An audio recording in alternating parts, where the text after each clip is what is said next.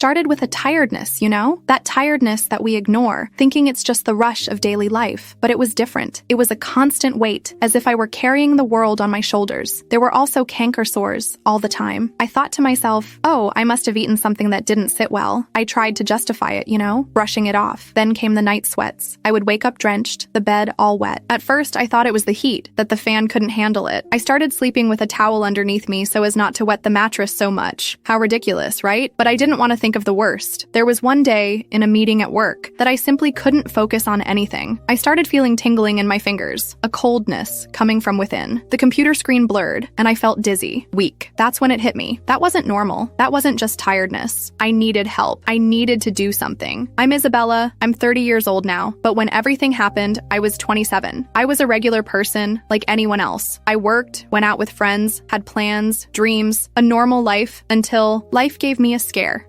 We think we're invincible. We think certain things will never happen to us. I thought that way, until one day, my reality completely changed. And that's why I decided to share my story. It's not easy, I confess, but I believe that if my experience can help other people, if I can alert someone, make someone pay more attention to their own body, then it's already worth it. I made a mistake, took too long to seek help. I ignored the signs that my body was giving me. I was afraid, ashamed, and that fear cost me dearly. Today, I regret not taking action sooner. That's why I want you to learn from my mistake. My intention is not to preach or play the victim. I just want to turn my pain into something useful, into a tool for awareness and prevention. If my story touches your heart, makes you rethink your actions, then my goal will have been achieved. Because in the end, our health is our most precious asset, and we need to take care of it with love and attention. At first, it was just fatigue, that weight on my back after an exhausting day at work. I would come home and just want to lie down, but I had to prepare dinner, tidy up the house, answer emails. I always found a way to justify it. Oh, it's the work pressure. This week was tough. I need more sleep. We always find an excuse, don't we? Mouth sores were another issue. They would appear out of nowhere, bother me a lot, but I would think, I must have eaten something acidic. My immune system must be low. I would rush to the pharmacy, buy an anesthetic spray, and that was it. Temporary relief, but the cause was still there, silently. And the night sweats? Those were the easiest to ignore. It was summer, the heat was unbearable, so of course, I was sweating. I started wearing lighter clothes, turning the fan up to the max, even sleeping with a towel underneath me. But deep down, I knew it wasn't just the heat. Routine swallowed me up. Work was demanding. Deadlines were tight, and my health was always put on the back burner. I'll schedule a doctor's appointment later. When I have some free time, I'll see a doctor, I would say. But time never showed up, and I was drowning more and more. I started self-medicating. For tiredness, I took any multivitamin, the kind you see in advertisements. For headaches, a common painkiller. For mouth sores, the numbing spray that had become my friend. It was all just palliative, nothing that solved the root of the problem. It only masked the symptoms, giving me a false sense of well-being. And so I continued, pushing through, ignoring the signs my body was giving me, until the day came when I couldn't ignore it anymore. The day when my body cried out for help, and then it hit me. I had neglected my health for too long, and the consequences would be unavoidable. Fear, shame, they paralyzed me. But deep down, I knew I needed to face the truth and seek help. The pains,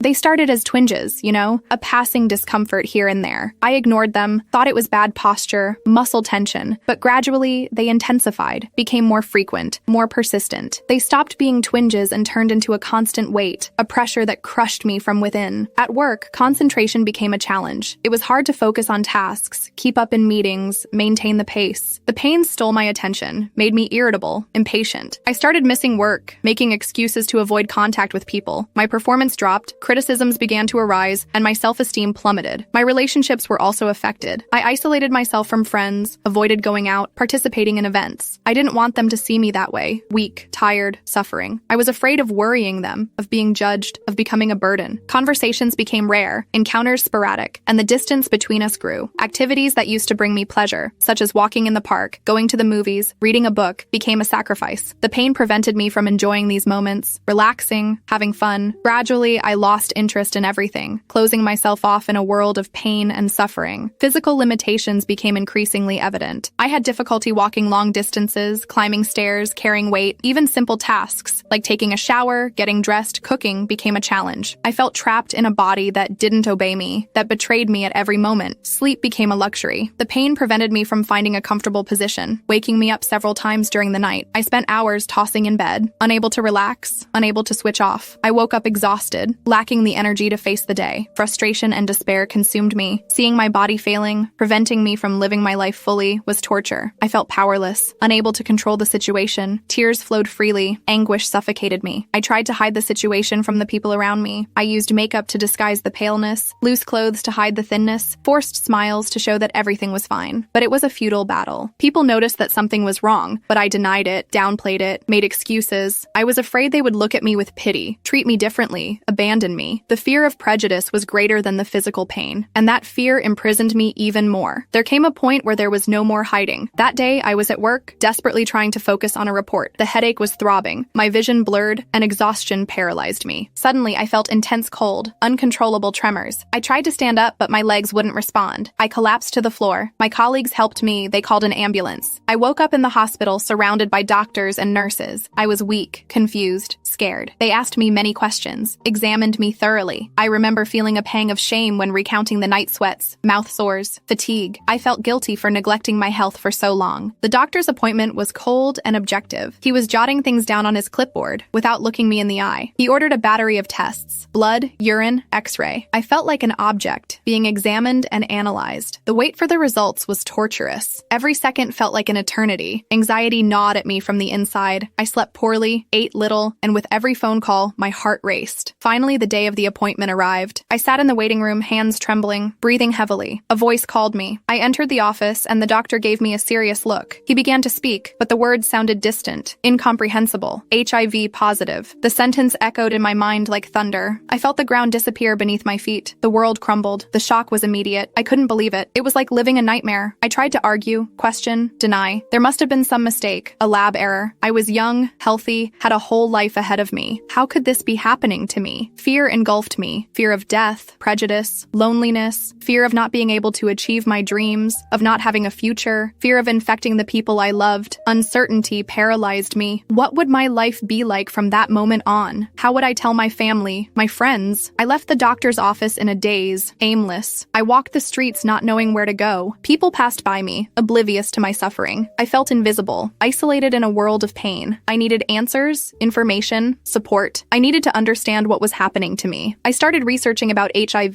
reading articles, watching videos. I discovered that with proper treatment, it was possible to have a normal, healthy, and productive life. Hope began to bloom in my heart, but the fear of prejudice still haunted me. I decided to seek psychological help. I needed to deal with the shock, with the anguish, with the fear. Therapy helped me accept the diagnosis, process my feelings, and find the strength to move forward. I also sought support groups, where I could share my experiences with other people in the same situation. I found comfort, understanding, and solidarity. I realized I was not alone, and that it was possible to live with HIV.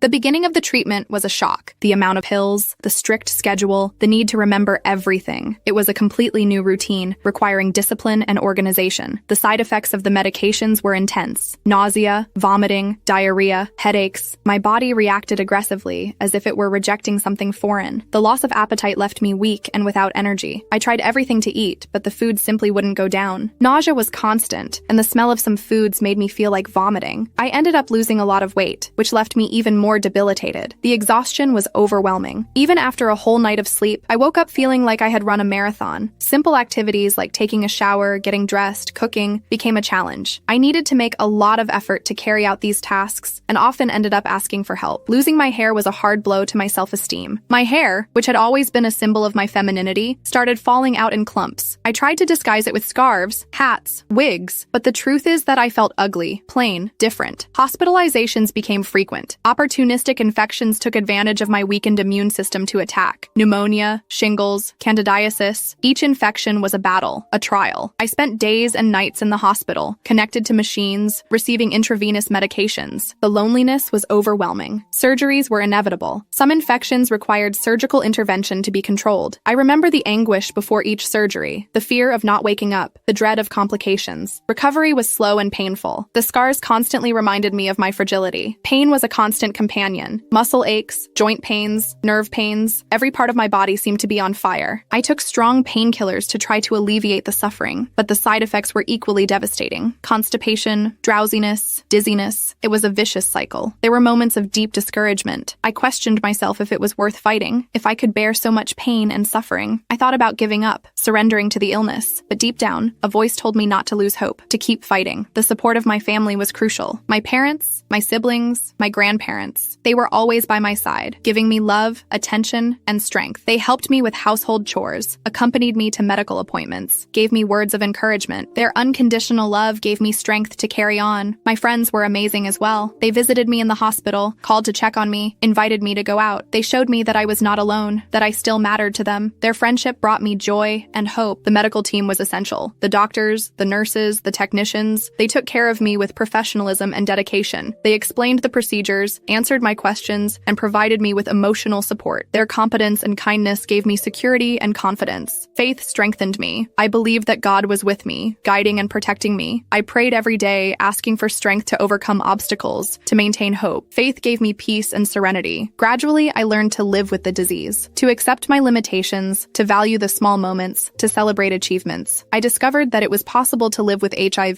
to have a happy and fulfilling life. I still have challenges to face, but I do not let myself be discouraged. I learned to take care of myself, to eat healthily, to exercise, to avoid stress. I prioritize my physical and mental well-being. I share my story to inspire others not to give up, to fight for their dreams, to live intensely. I believe that life is a precious gift, and we should make the most of it, even in the face of difficulties. And I keep walking, one day at a time, with faith, hope, and determination. I know I'm not alone. I have the support of my family, my friends, my medical team, and God. And I know that together, we can overcome any obstacle. There is a lot of confusion, and it is very important to clarify about what terminal condition and palliative care mean. Many people think that palliative care is synonymous with dying, that there is nothing more to be done, but that's not true. Being in a terminal condition means that the disease has reached a point where there is no cure possible, and the life expectancy is very short. It is a delicate and difficult time, both for the patient and the family. Palliative care is a much broader approach. It is not limited to end of life. On the contrary, it can be started at any stage of the disease, from diagnosis, and continues even when the person is cured, if they need follow-up for sequelae. The main goal of palliative care is to improve the quality of life of the patient and their family, offering relief from pain and other symptoms, psychological, social, and spiritual support. It is comprehensive care, taking into account all dimensions of the human being. Palliative care does not hasten or delay death. They only provide comfort and dignity to the patient, allowing them to live the best way possible for as long as they have. It is person-centered care, not disease-centered. Decisions are made together with the patient and their family, respecting their values and wishes. In my case, palliative care was essential to deal with the side effects of HIV treatment, with the pain, fatigue, and stress. The palliative care team helped me control the symptoms, feel more comfortable, and have a better quality of life. They taught me relaxation techniques, breathing exercises, and meditation, which helped me cope with anxiety and fear. Furthermore, I explored alternative therapies that made a big difference in my journey. Meditation helped me calm my mind, connect with myself, and find inner peace. Yoga provided me with stretching, muscle strengthening, and pain relief. Acupuncture helped me balance the energy in my body and alleviate disease symptoms. These complementary therapies did not replace conventional medical treatment, but were an important complement that helped me deal with the challenges of the disease in a more comprehensive and holistic way. They showed me that I had the power to take care of myself, control my symptoms, and improve my quality of life. It is important to remember that palliative care is not a sign of giving up, nor a death sentence. They are a sign of care, compassion, and respect for human dignity. They are a right for all patients facing a serious illness and should be offered in a comprehensive and humanized manner. If you or someone you know is going through a similar situation, do not hesitate to seek help. Palliative care can make all the difference in quality of life and well-being. Then came the blow. Just when you think you've overcome the worst and are finally breathing a sigh of relief, life sometimes throws a curveball. The routine exams, the ones we do with our hearts in our mouths, hoping everything is fine, brought news that left me speechless. The disease had returned. It was as if the movie had gone back to square one. That paralyzing fear, the anguish, the feeling of helplessness, everything flooded my mind again. The frustration was immense. So many battles won, only to suddenly have to face everything all over again. It was as if life was testing me, wanting to know how far I could endure. This time, the symptoms were different. A persistent pain in the back, radiating to the legs, extreme fatigue, preventing me from performing even the simplest tasks, shortness of breath, even at rest. I had to undergo new, more detailed exams. The result, metastasis. The disease had spread to other organs. I confess that the fear of death haunted me. The idea of leaving, of not being able to be with the people I love, of not fulfilling my dreams. It was something that kept me awake at night. I cried, I screamed, I rebelled, but deep down I knew I had to accept the new reality. I couldn't let fear paralyze me. I needed to find strength to fight, to live in the present. I started therapy again. I needed help to deal with the anguish, the fear, the uncertainty. The psychologist taught me relaxation techniques, breathing exercises, and meditation, meditation, which helped me calm my mind and connect with myself. Faith has also been a great support. I believe that God is with me, giving me strength to overcome obstacles. I pray every day, asking for light and wisdom to face the challenges. Faith gives me peace and serenity. I tried to reconnect with things that give me pleasure. I started painting again, reading, walking in the park. I dedicate more time to my family, to my friends. I prioritize my physical and mental well-being. I've learned to live one day at a time, to cherish the small moments, to celebrate achievements. I don't worry so much about the future, about what might happen. I focus on living in the present, on enjoying each moment as if it were the last. I still have fear, of course, but I don't let fear dominate me. I know that life is unpredictable, that we don't have control over everything, but I also know that I have the power to choose how to face challenges, and I choose to face them with courage, faith, and hope. I want to inspire others not to give up, to fight for their dreams, to live intensely. I believe that life is a precious gift, and that we should make the most of it, even in the face of difficulties. And I keep walking, one day at a time, with faith, hope, and determination. I know I am not alone. I have the support of my family, my friends, my medical team, and God. And I know that together, we can overcome any obstacle, and that's what gives me strength to move forward. Life has taught me, in the hardest way possible, the importance of living in the now. Before, I lived planning the future, worrying about what could happen, forgetting to enjoy the present. It was as if I was always chasing something, never stopping to appreciate the scenery. Illness forced me to slow down, to decelerate, to look around and see the beauty in the small things. Today, I live each moment intensely, as if it were unique. I am grateful for each dawn, for each smile, for each hug. I've learned to value relationships, to express my feelings, to tell people how important they are to me. I'm no longer afraid to show affection, to be vulnerable, to give myself body and soul. I have discovered that happiness lies in simple things. A breakfast with the family, a conversation with friends, a walk in the park, a sunset. It's these moments that fill my soul, that give me strength to move forward. One of my favorite activities is painting. When I pick up the brushes and start mixing the colors, I feel as if I am creating a new world, a place where joy and hope always prevail. It's a way to express my feelings, to unleash my creativity, to connect with my essence. I also love reading books, diving into stories, getting to know characters, traveling to other places. Reading transports me to a magical universe where anything is possible. It's a way to learn, to inspire myself, to have fun. Walking in the park is another activity that brings me a lot of joy. Feeling the sun on my face, the wind in my hair, the scent of nature, it's a rejuvenating sensation that connects me with life. Observing the birds, the trees, the flowers, it's a way to appreciate the beauty of the world around me. I have been learning to be grateful for everything I have, my family, my friends, my health, my home, my job. I know I am blessed to have so many people who love me and support me. I'm grateful for the opportunity to live each day, to learn from my mistakes, to grow as a person. Illness has taught me to prioritize what really matters: love, friendship, family, faith, health. I have set aside unnecessary worries, material ambitions, others' criticisms. I no longer care about what others think of me. What matters is what I think of myself. I have learned to be more tolerant, patient, understanding, not to judge people, to respect differences, to love unconditionally. I discovered that we are all the same, that we all have our fears, insecurities, pain, and that together we are stronger. Illness has made me a better person, stronger, wiser, more human. I am grateful for having gone through this experience, even though it was painful. I know I learned a lot from it, and that it changed me forever. And I keep walking, one day at a time, with faith, hope, and determination. I know I am not alone. I have the support of my family, my friends, my medical team, and God. And I know that together, we can overcome any obstacle. And that is what gives me strength to move forward. Life is a precious gift, and I live it intensely, with joy and gratitude. Life and death. Before, they were abstract concepts, distant from my reality. Life was a path to be walked, full of plans, goals, ambitions. Death was something remote, that only happened to others, to older people, sick people. Illness confronted me with the fragility of existence, with the ephemerality of time. It showed me that life is a breath, a precious gift that can be taken from us at any moment. I learned that death is not the end, but a transition, a passage to another dimension. I believe the soul is eternal, that it continues to exist after the death of the physical body. I believe we will reunite with the people we love, that we will be in peace and harmony. Death no longer scares me. I face it as part of life, as a natural cycle. The experience of illness has transformed me deeply. I have become stronger, more resilient, more compassionate. I have learned to value the small things, to forgive, to love unconditionally. I have discovered the strength that lies within me, the ability to overcome obstacles, to transform pain into learning. Illness has taught me to be grateful for everything I have, not to complain about what I lack. I am grateful for my family, for my friends, for my health, for my home. I am grateful for the opportunity to live each day, to learn, to grow. I have become more aware of my responsibility towards my health. I have started to eat healthily, to exercise, to avoid stress. I prioritize my physical and mental well-being. I take care of my body as if it were a temple, honoring the life that has been given to me. I have learned the importance of taking care of the mind, of emotions. I attend therapy regularly, meditate, read inspiring books. I seek self-knowledge, inner peace. I know the mind is powerful, that it can heal the body, that it can transform reality. I want to leave a legacy of love, hope, inspiration. I want people to remember me as someone who fought, who believed,